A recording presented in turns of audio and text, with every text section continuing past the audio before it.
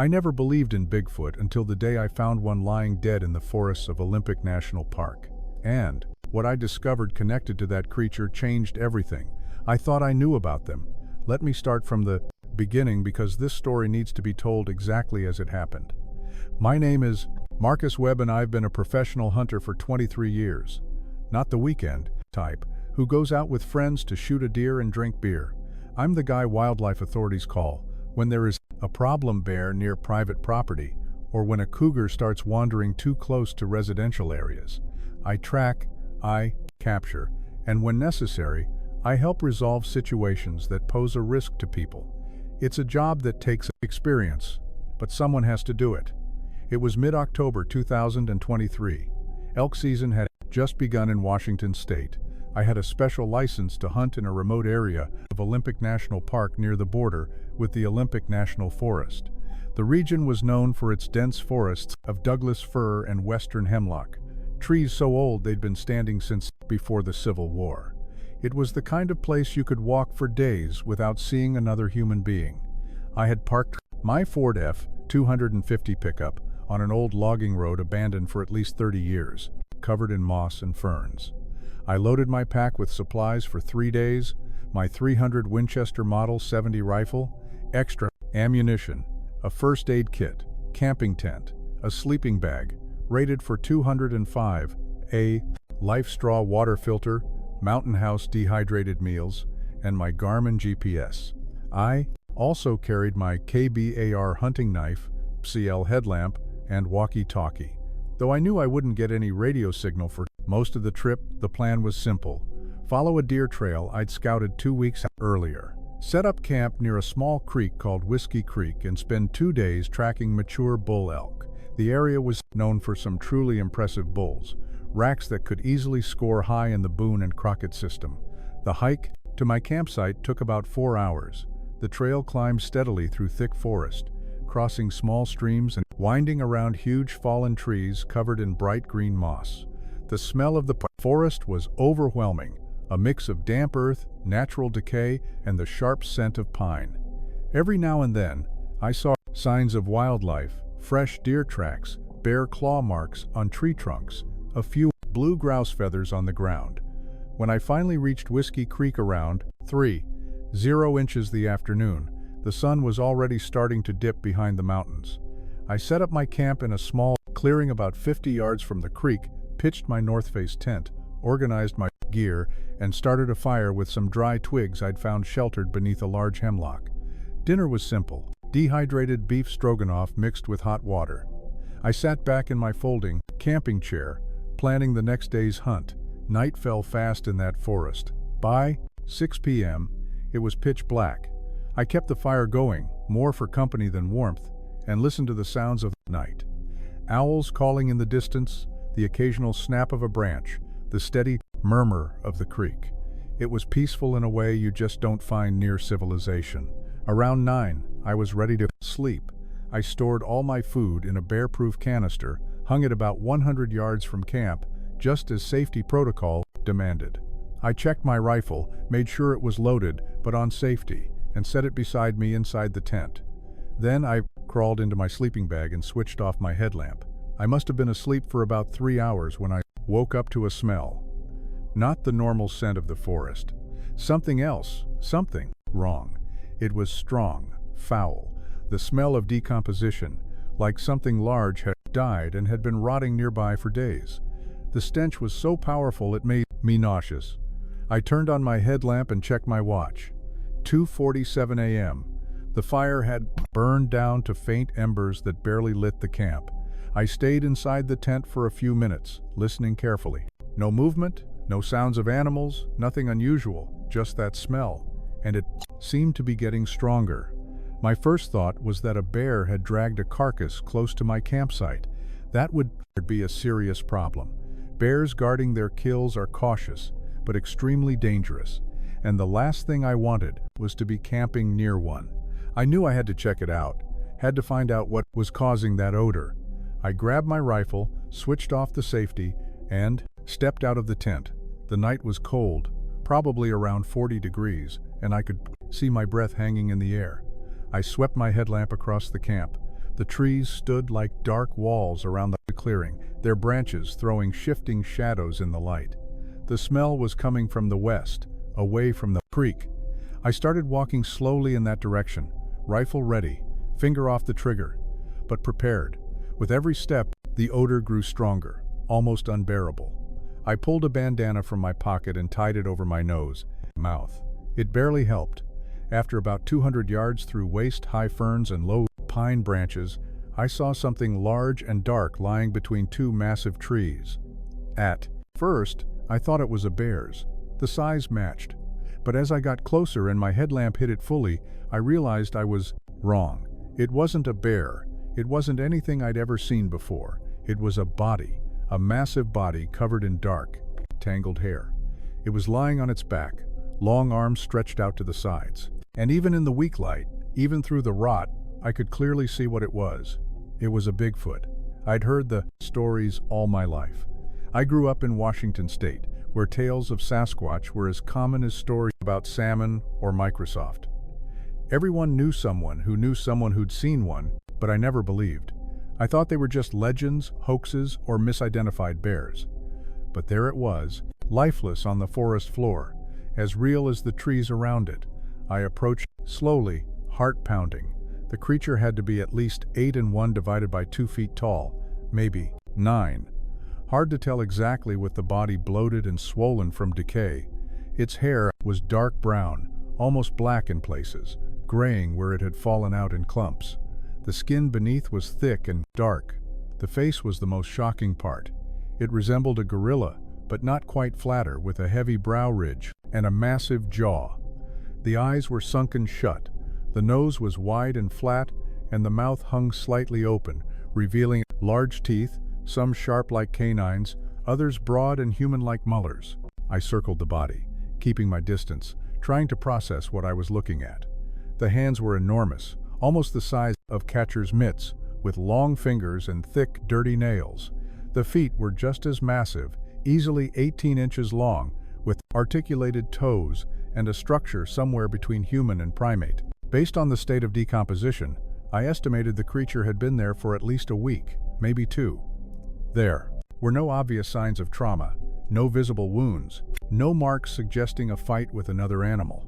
But there was something strange about the abdomen. The area was more swollen than the rest of the body, distended in a way that didn't look natural. I knew I should call the authorities. Report this immediately. This would be the discovery of the century, definitive proof that Bigfoot existed, but it was 3:0 inches the morning. I was miles from any cell signal, and my walkie-talkie definitely wouldn't reach anyone from here. And then, as I stood there staring at that impossible creature, my hunter's mind began to turn. What had happened to it? Why was it here alone? And what was causing that abnormal swelling in the abdomen? That's when I remembered something I'd seen in the local news about 3 weeks earlier. A woman had gone missing in the area. Sarah Mitchell, 28, from Port Angeles. She was a hiking enthusiast, loved going out on solo trail. She'd left for a 3-day hike in Olympic National Park and never came back. King County Search and Rescue had looked for her for a whole week without finding a single trace. A terrible thought began to form in my mind. Could it be possible? Could there be a connection between her disappearance and this creature? I looked again at the distended abdomen. Something wasn't right there, and the more I looked, the more it bothered me. I had field-dressed hundreds of animals in my career: deer, elk, bears. I knew what a body was supposed to look like after a certain amount of time, and this didn't look right. Against all my better judgment, against all logic and caution, I decided I needed to understand what was going on here. Not just out of curiosity, but because if there was any chance, any possibility that this was connected to the disappearance of Sarah Mitchell, I had an obligation to find out. I took my cobwar knife from my belt, took a deep breath through my bandana, and steeled myself for what I was about to do. I had to know the truth.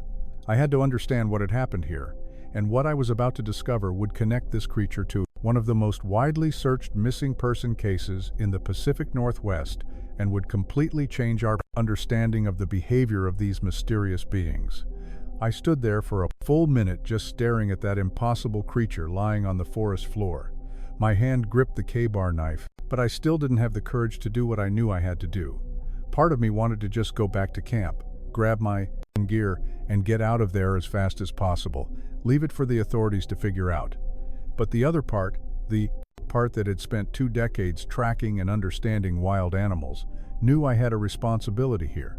If there was any chance this creature was connected to the disappearance of Sarah Mitchell, I needed to know. Families of missing people deserve answers. They deserve closure. And if I walked away without investigating, I'd never be able to live with myself. I knelt beside the body, adjusting the headlamp for the best possible lighting. The smell up close was almost unbearable. Even with the bandana covering my face, I had to stop every few seconds to breathe through the corner of my mouth, trying not to gag. The abdominal area was significantly more swollen than the rest of the body. That in itself wasn't unusual. Decomposition gases often caused bloating. But there was something about the shape, about the way it was, distended, that didn't seem right. It was irregular, asymmetrical, like there was something solid inside, not just gas.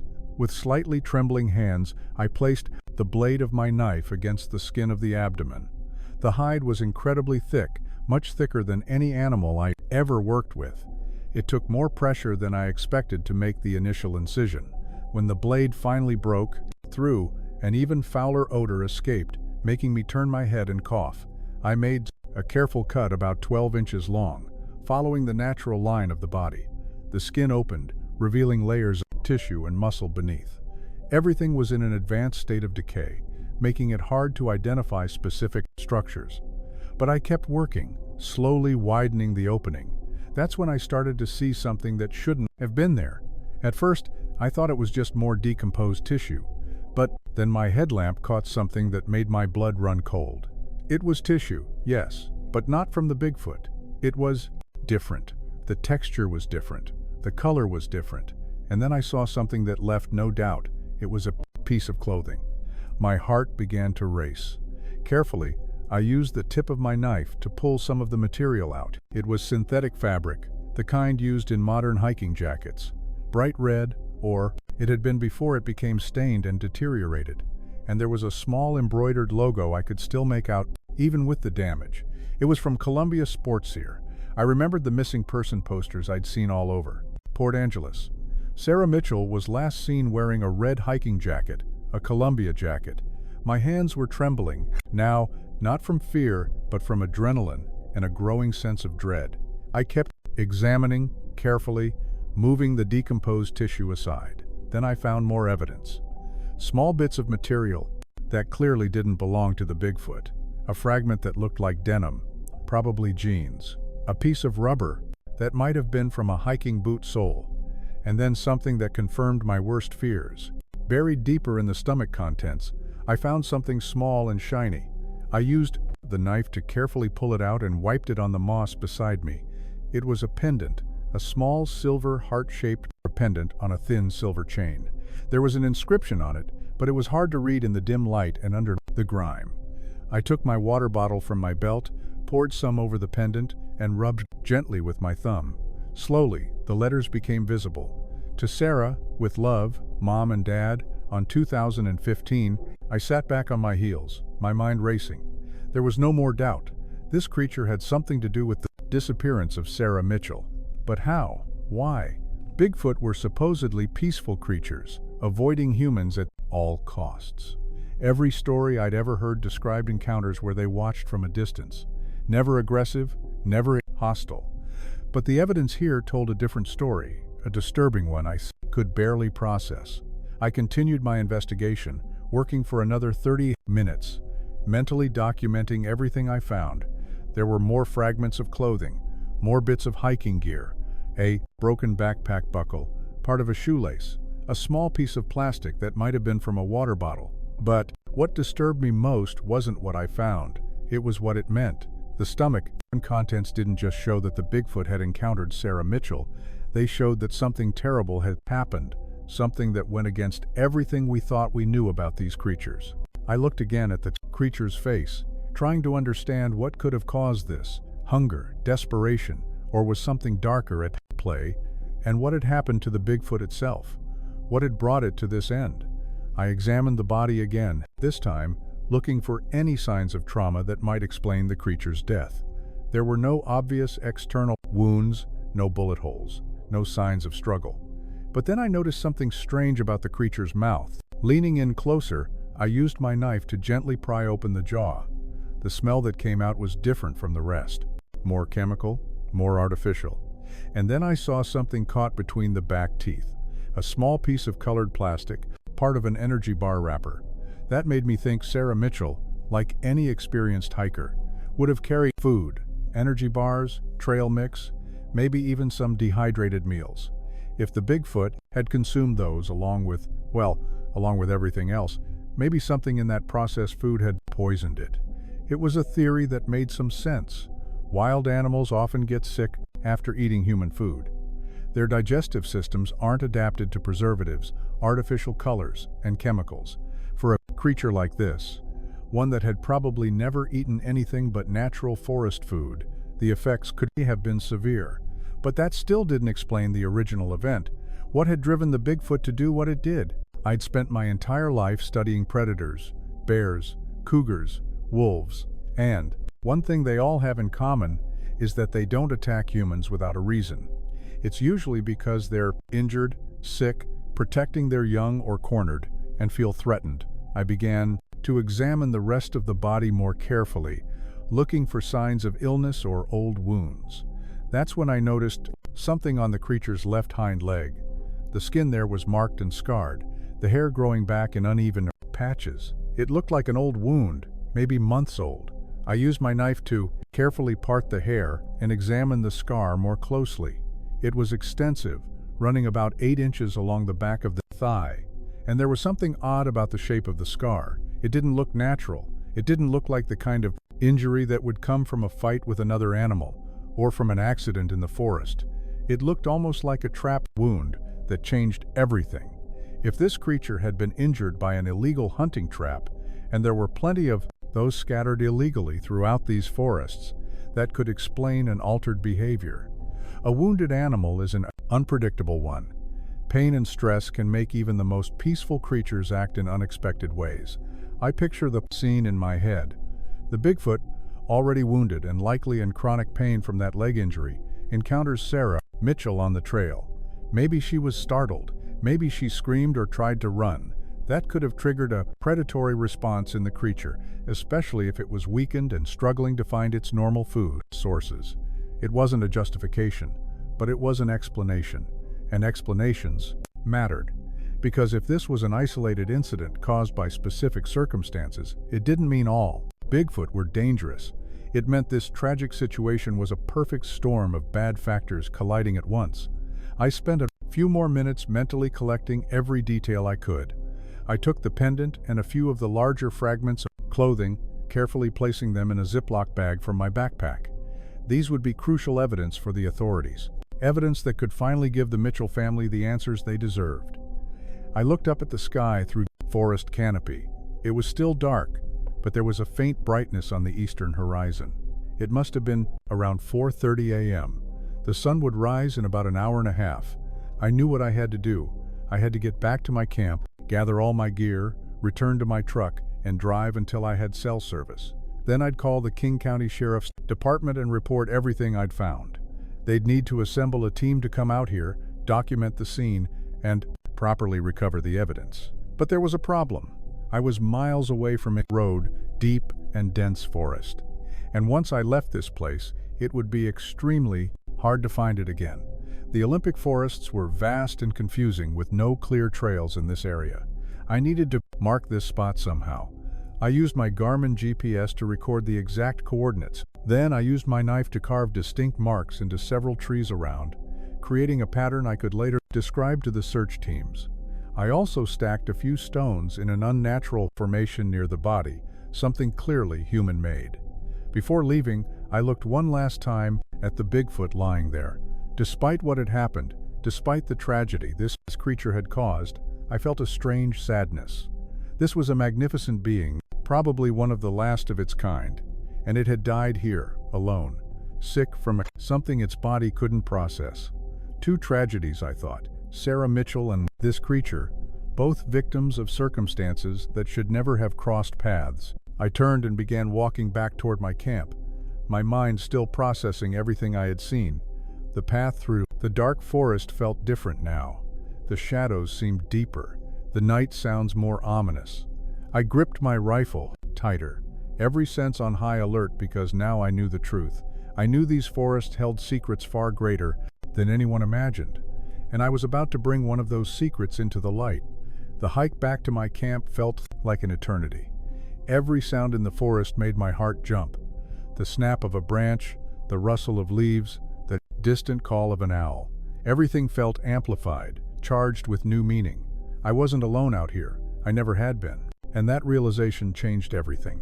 When I finally reached my clearing, the sky was beginning to lighten with that gray pre-dawn glow. The embers of my fire had completely died out, leaving only cold ash. My tent was exactly as I'd left it, but somehow it felt different now. Everything did. I wasted no time. I immediately started breaking camp, working with an efficiency born of years of experience and fueled by the urgency of what I discovered. The tent was down and packed in under 5 minutes. My sleeping bag was rolled and strapped to my pack. I retrieved my bare canister from the tree, packed my cooking gear, and completely buried the remnants of my fire. Normally, I'd be careful to leave no trace of my presence. Leave no trace was a principle I took seriously. But this time, I cared more about speed. I needed to get out, get to a phone, report what I'd found.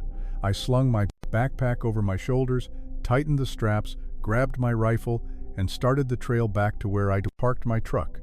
The sky was steadily brightening, and soon I could see the path ahead without my headlamp. The 4-hour hike I'd made the day before now felt endless. Every passing minute I thought about the Mitchell family. They'd spent 3 weeks not knowing what happened to Sarah. 3 weeks of fading hope, sleepless nights, and every phone ring bringing the terror of bad news. And now I had answers for them. Not the ones they wanted, not the happy ending they'd prayed for, but at least closure, at least certainty. I also thought about the wider implications of what I'd found. If the story got out, and it inevitably would, it would cause panic. People would start seeing Bigfoot not as mysterious, but harmless creatures, but as dangerous predators. There would be hunts, vigilante groups, heading into the woods, armed and determined to wipe out anything they found. But I knew that wasn't the whole story. The Bigfoot I'd found was clearly in abnormal circumstances, injured, possibly sick, definitely not acting in line with the typical behavior of its kind. To condemn all of them because of one compromised individual would be like condemning all bears because one sick or wounded bear occasionally attacks a human. Reached my truck a little after 8 inches the morning. The sun was fully above the horizon now, bathing the forest in golden light. I tossed my pack into the bed of the pickup, placed my rifle in the rack behind the seats, and climbed into the cab. My hands trembled slightly as I put the key in the ignition.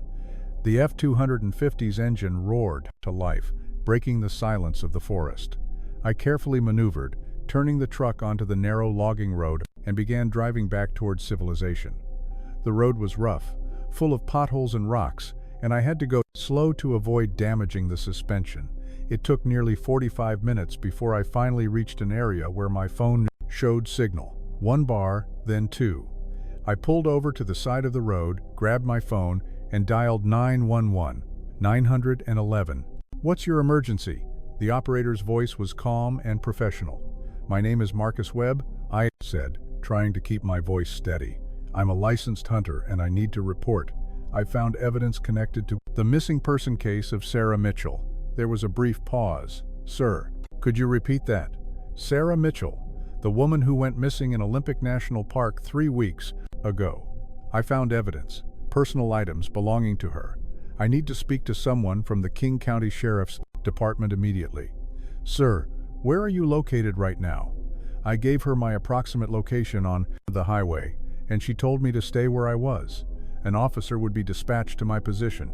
She kept me on the line asking questions about exactly what I'd found, but I was vague with the details. This wasn't a conversation to have over the phone. It needed to happen in person with the proper investigators present. About 20 minutes later, a sheriff's department SUV appeared on the road, lights flashing. The vehicle stopped behind my truck and two officers got out. One was an older man, maybe in his late 50s, with short gray hair and a serious expression. The other was younger, probably in his early 30s, with a notepad already open in his hand. "Mr. Webb," the older officer approached. "I'm Deputy Sheriff Tom Brennan, and this is Deputy Collins.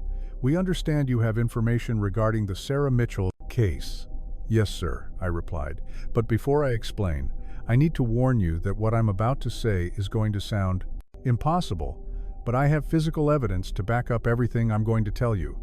The two officers exchanged glances. Deputy Brennan nodded. "All right, Mr. Webb, why don't we start from the beginning?"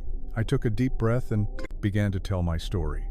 I told them about my hunting trip, about waking up to the strange smell, about following the odor until I found the body in the forest. And then seeing the skeptical look starting to appear on their faces, I said it plainly. I found a dead Bigfoot, a Sasquatch, and inside that creature's stomach, I found personal belongings of Sarah Mitchell. The silence that followed was heavy. Deputy Collins stopped writing and looked up, disbelief on his face. Duty Brennan just studied me, his expression giving nothing away. "Mr. Webb," Brennan finally said, his voice carefully neutral, "are you aware that making a false report to the authorities is a crime?" "I'm aware, sir, and I'm not making a false report." I walked to the passenger door of my truck and grabbed the Ziploc bag containing the evidence I'd collected. "Here, this is a necklace I found. It has an inscription to Sarah with love, Mom and Dad, 2015. These are fragments of a red Columbia jacket, and this piece of fabric is from jeans." I handed the bag to Brennan. He took it carefully, examining the contents through the clear plastic. His expression changed. Recognition flashed in his eyes. "Collins," he said calmly, grabbed the case photo from the car. The younger deputy ran back to the SUV and returned with a folder. He opened it, flipping through until he found a specific photo.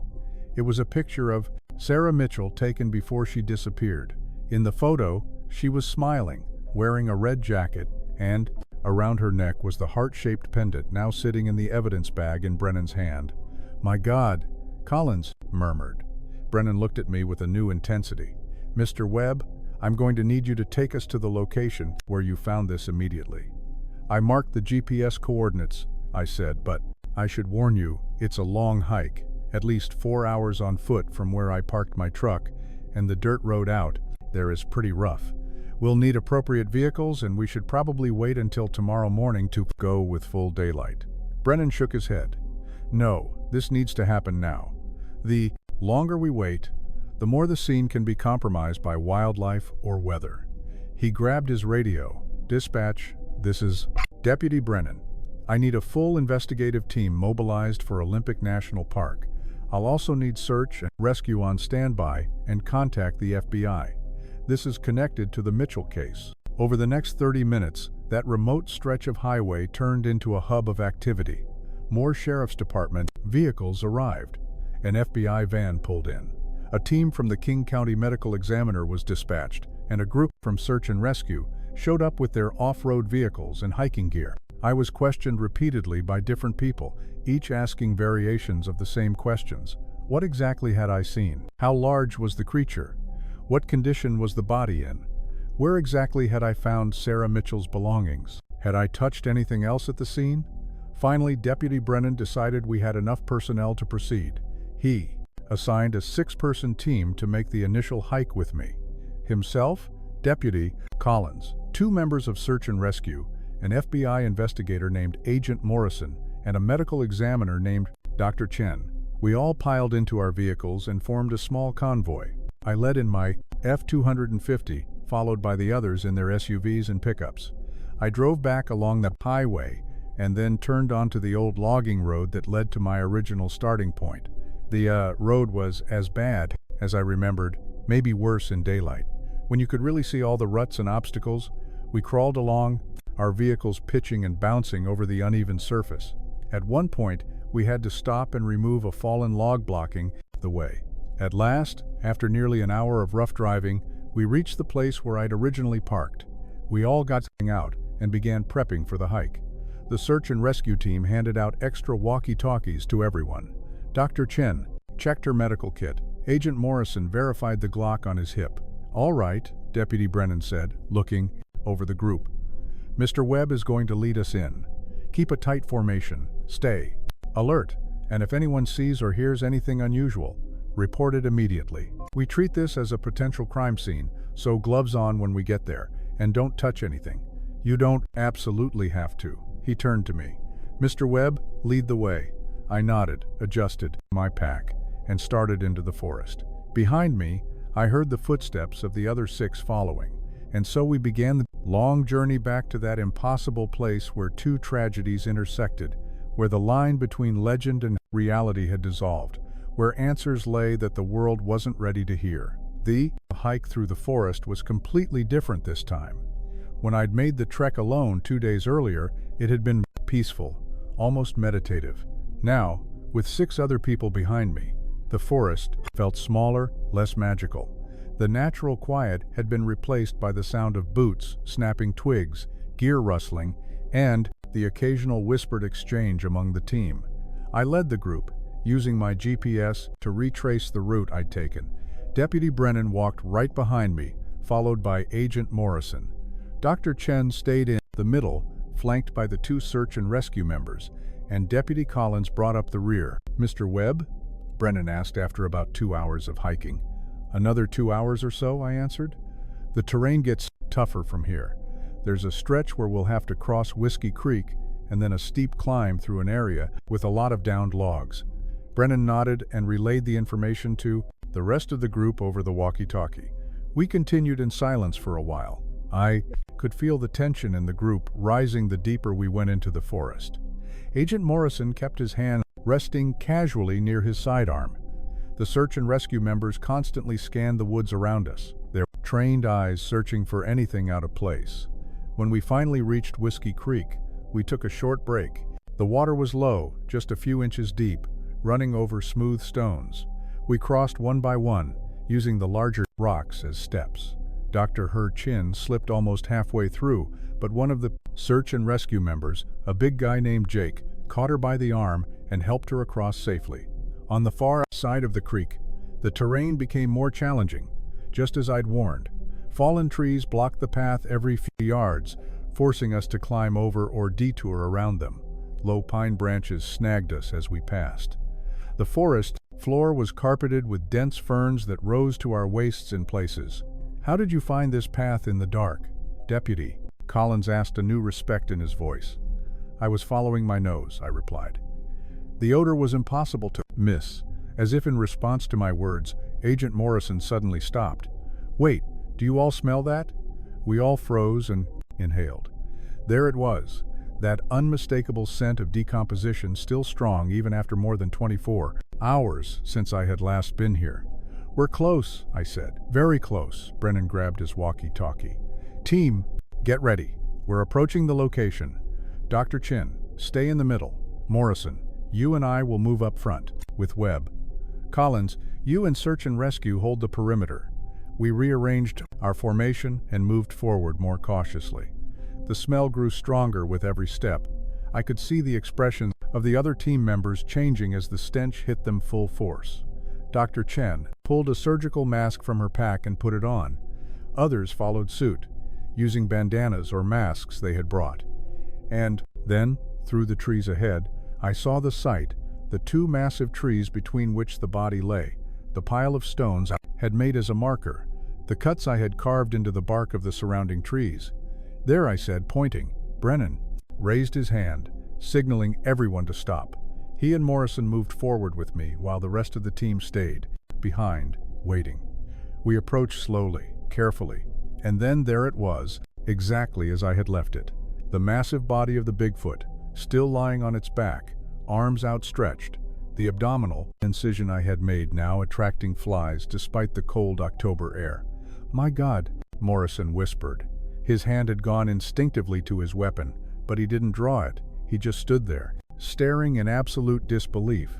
Brennan said nothing for a long moment. He just looked, his eyes traveling over the body from head to toe, taking in every detail. Finally, he grabbed his walkie-talkie with slightly trembling hands. "Team, we've confirmed the location. And I need everyone to understand what we're about to process here is unusual. I expect absolute professionalism from everyone. Dr. Chen, you can move in now. Collins, search and rescue, set up a 50-yard perimeter and start documenting the surrounding area. Look for any additional evidence, footprints, signs of struggle, anything. Dr. Chen stepped forward, her expression professional, but her eyes wide behind her glasses. She knelt beside the body, pulling on latex gloves. For several minutes, she just examined visually, not touching anything yet. Decomposition is consistent with death occurring 10 to 14 days ago, she finally said, her voice muffled behind the surgical mask. "'Cause of death. I'll need a proper necropsy to determine, but I see no obvious external trauma. The abdominal opening here," she pointed to the incision I had made, "was done post-mortem, likely within the last 24 hours based on tissue exposure. I did that," I admitted. "I had to know. I had to check." Dr. Chen didn't judge me. She just nodded. Understandable given the circumstances. She leaned closer to the opening, using a small flashlight to peer inside. "And there's definitely organic matter here that's inconsistent with the creature's biology. Tissue, synthetic materials. I'll need proper time to catalog everything, but visually, I can confirm the presence of foreign objects in the digestive tract." Agent Morrison had stepped a few feet away and was speaking urgently into his satellite phone. I could hear fragments of his conversation. "Yo, yes, confirmed. No, it's not a hoax. I'll need a full team here, and we need to keep this contained." Brennan came closer to me. "Mr. Webb, I'll need you to show me exactly where you found each item you collected, and then I'll need a formal statement from you detailing everything that happened in precise chronological order." For the next 30 minutes, I guided Brennan through every step of my investigation the previous night. I showed him exactly where I had found the pendant, where the clothing fragments had been, where I had seen the other evidence.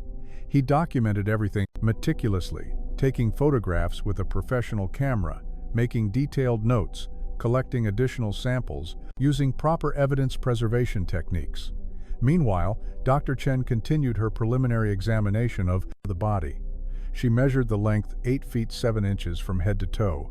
She examined the hands and feet, documenting their unique bone structure. She inspected the teeth, noting the unusual mix of carnivorous and herbivorous traits. She examined the scar on the leg that I had noticed, agreeing with my assessment that it appeared to be from some kind of trap.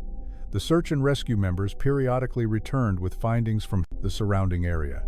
Jake had found several large footprints in the mud near a small creek about 100 yards away. They took plaster casts of the impressions. Another member, a woman named Sarah, ironically sharing the same name as the victim, found what looked like a temporary resting site, an area where vegetation had been flattened as if something large had lain there. Deputy Collins found something especially disturbing. About 200 yards to the north, he located what appeared to be additional remnants of camping gear, a blue North Face backpack, torn and damaged, but still recognizable. He brought it back in an evidence bag, and when Brennan carefully unzipped it, we found a driver's license inside a small inner pocket. The photo on the license was of Sarah Mitchell, smiling, her green eyes bright and hopeful. The license was issued in 2021, listing an address in Port Angeles. There were also credit cards, $47 in cash, and a folded photo of Sarah with 2 older people who were presumably her parents. Brennan held the wallet carefully, his jaw tight. "That confirms it," he said quietly. "We'll need to notify the family." The afternoon wore on as the team methodically documented everything. Agent Morrison had called for additional reinforcements, and by around 4:00 p.m., 6 more people arrived at the site, more FBI agents, another medical examiner, and a wildlife specialist from the University of Washington that Brennan had managed to bring in on short notice. The wildlife specialist, a professor named Dr. Richard Hartley, spent nearly an hour examining the Bigfoot's body, taking measurements, collecting hair and tissue samples, photographing every detail. He was simultaneously fascinated and scientifically focused. "This is going to rewrite everything we thought we knew about primates in North America," he told Brennan. "The skeletal structure is unique, features shared with both Gigantopithecus and modern hominids, but with distinct adaptations, and the size, It suggests a completely separate evolutionary lineage that survived in isolation for millions of years. But his scientific fascination was tempered when he examined the stomach contents and the implications of what had happened. Predatory behavior toward humans is not typical for great apes, he observed. Even gorillas, which are massively strong, are primarily herbivorous and avoid confrontation. For this to have happened, the creature would have to have been under extreme stress, hunger, illness, or chronic pain from injury. He examined the scar on the leg more closely. This wound was significant. It likely severely limited the creature's mobility. If it couldn't hunt or forage normally, that could have driven it to desperation, and desperate animals are unpredictable. As the sun began to set, Brennan made the difficult decision that we would need to camp there overnight. It was too late and too dangerous to attempt the long hike back in the dark with all the equipment and evidence we'd collected. Besides, we needed to secure the scene until we could arrange proper transport for the body.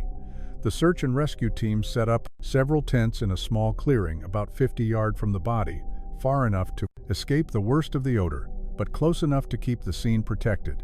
They established a rotating watch system with 2 people awake at all times throughout the night. As we ate military MREs around a small campfire, the conversation inevitably turned to the implications of what we had discovered. "How are we going to handle this? Publicly?" Deputy Collins asked. "I mean, when this leaks, and it will, it's going to cause mass panic." Agent Morrison shook his head. "This is way above my pay grade to decide. The FBI will have to coordinate with multiple federal agencies, the National Park Service, Fish and Wildlife, maybe even Homeland Security, and we'll need to consult scientific experts to determine whether there are others of these creatures in the area, whether they pose an ongoing threat." "They don't," I said quietly. Everyone looked at me. This was an abnormal situation, a wounded, desperate creature that made a terrible choice. That doesn't define the entire species. Condemning all Bigfoot because of this would be like condemning all bears because a sick one occasionally attacks someone. Dr. Hartley nodded in agreement. "Mr. Webb is correct. In fact, what's remarkable about this discovery isn't that it happened once, but that, apparently, it has never happened before. If there's a population of these creatures living in these forests for generations, and all evidence suggests there is, then the fact that we have essentially 0 documented cases of aggressive encounters suggests that their normal behavior is to avoid humans entirely." The conversation went on late, into the night, as everyone processed the impossible implications of the day. Eventually, we began turning into the tents. I volunteered to take the first watch along with Jake, the search and rescue member.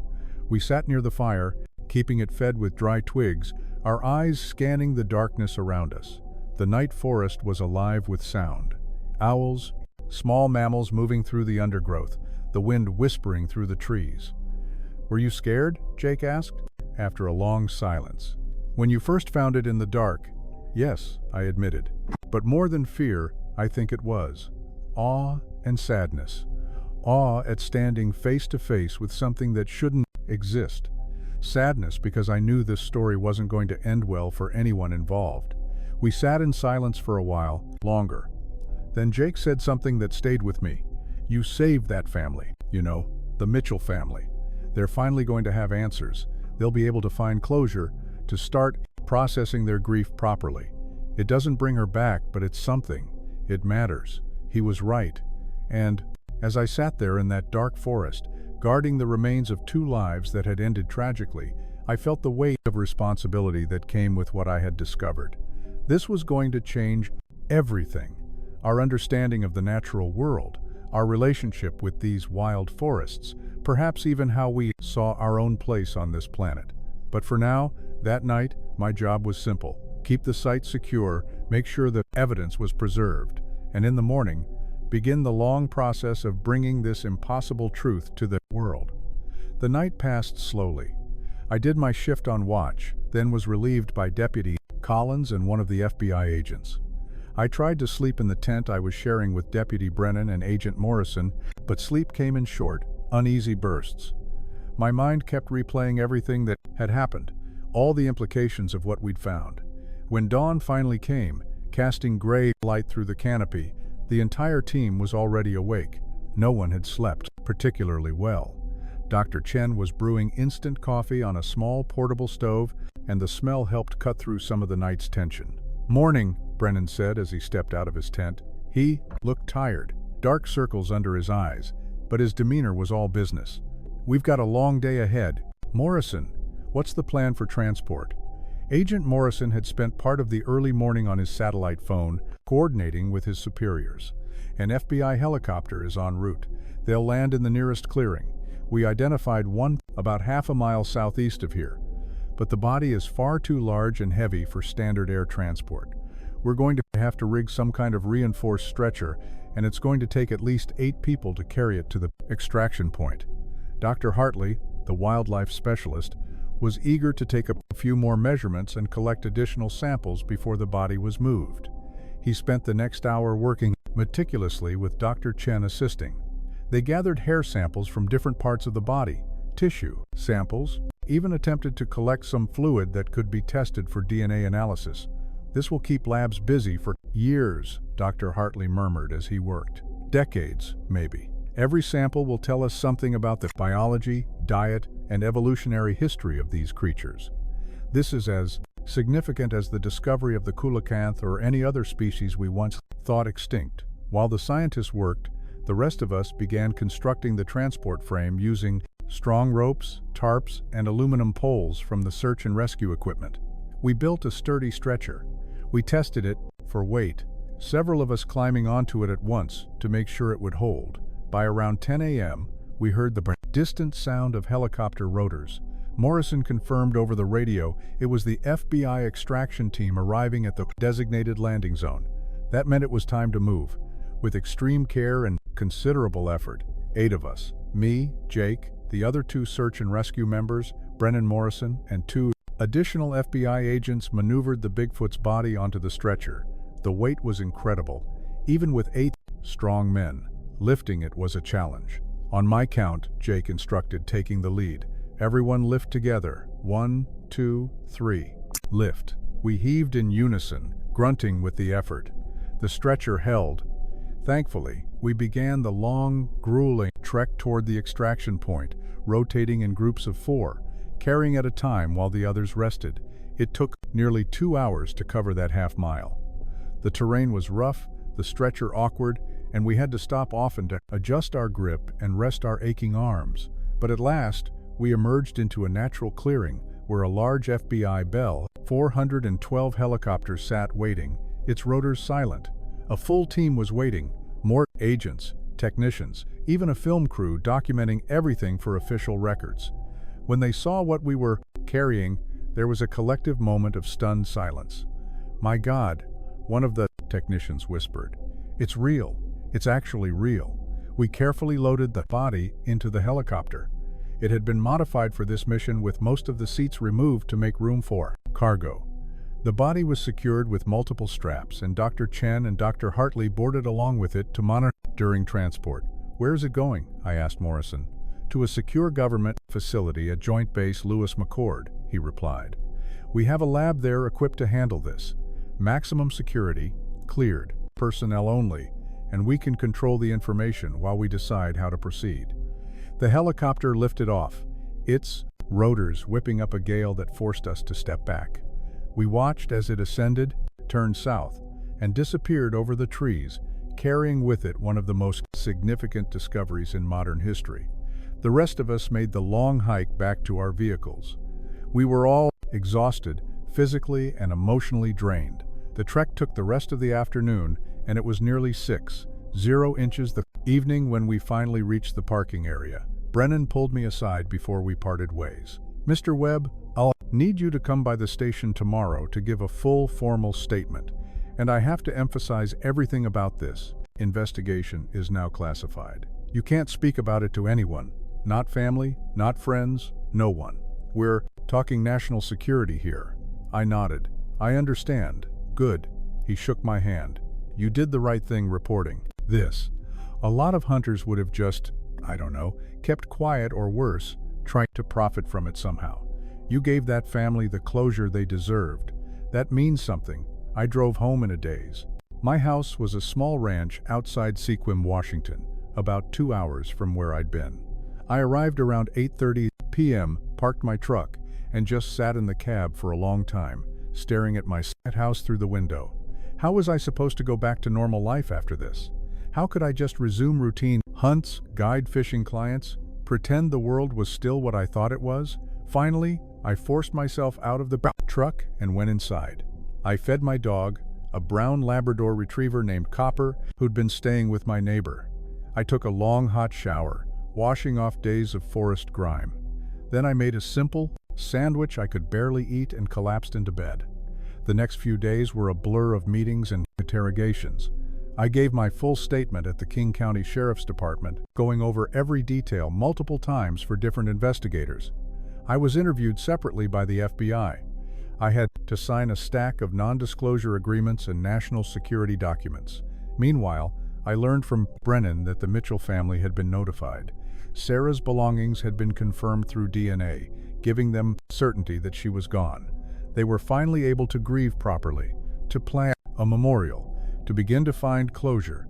The public statement was tightly controlled. The King County Sheriff's Department released a brief press note. Personal belongings belonging to Sarah Mitchell were recovered in a remote area of Olympic National Park.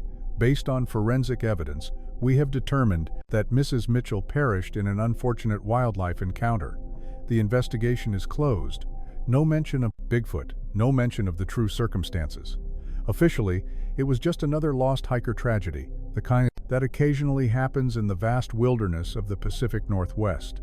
But within scientific and government circles, I knew it was causing massive ripples.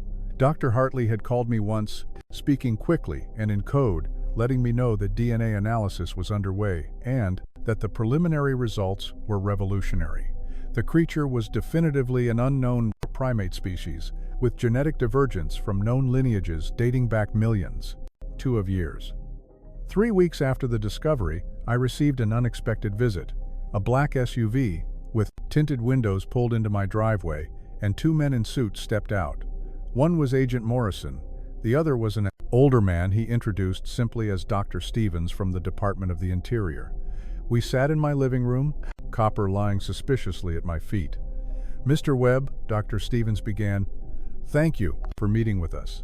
I'm here representing an interagency task force that's been formed in response to your discovery. We've been tasked with determining whether there is a population of Sasquatch living within our national parks and forests, and if so, how to protect them while ensuring public safety." He leaned forward. "We need your help, your experience as a tracker, your knowledge of these forests, and frankly, the fact that you've already encountered one of these beings make you invaluable. We're assembling a field research team, and we'd like you to be part of it." I looked between the 2 men. "You're offering me a job hunting Bigfoot." "Not hunting," Dr. Stevens corrected. "Studying, documenting, protecting. These creatures, if more, exist, represent an invaluable biological heritage. They may also represent risks, especially if there are other injured or diseased individuals like the one you found. We need to understand their population, their movement patterns, their behavior, and we need to do it discreetly without causing public panic or attracting trophy hunters." I thought about it. I thought about that creature lying dead in the forest, a victim of both circumstance and nature. I thought about Sarah Mitchell and about everyone who loved these wilderness areas. I thought about the fragile balance between humans and the wild. "I'll do it," I said, "but on one condition. Whatever we find, whatever Sasquatch we encounter, they're protected no matter what. They won't be hunted, captured for zoos, or exploited.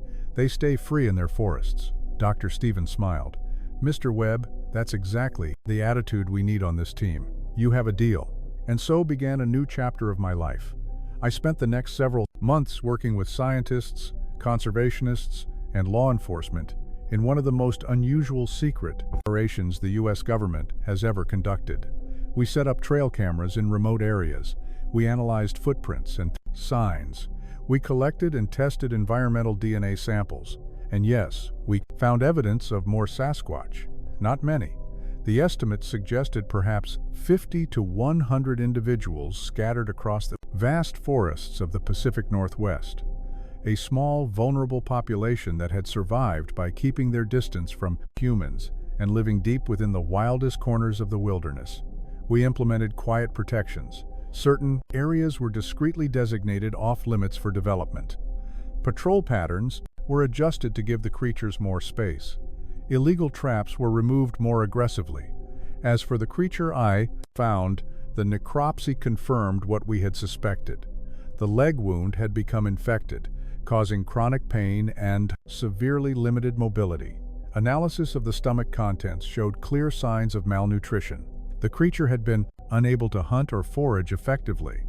There were also indications of systemic toxicity, likely from consuming processed human food its body couldn't metabolize properly. It was a perfect storm of factors that led to tragedy. A suffering, desperate creature making a decision that went against every instinct of its kind, and it cost both its life and Sarah Mitchell's. Today, 3 years later, I still do this work. I still spend weeks in the forests, tracking signs, monitoring populations, ensuring these magnificent beings can continue to exist without human interference. I've never seen another living Sasquatch. I found footprints, signs of passage, and heard distant sounds that might have been their calls, but they remain elusive as they always have. Ghosts of the forest that survive by avoiding us. And maybe that's for the best. Some things are meant to stay mysterious, to live in the shadows between the known and the unknown.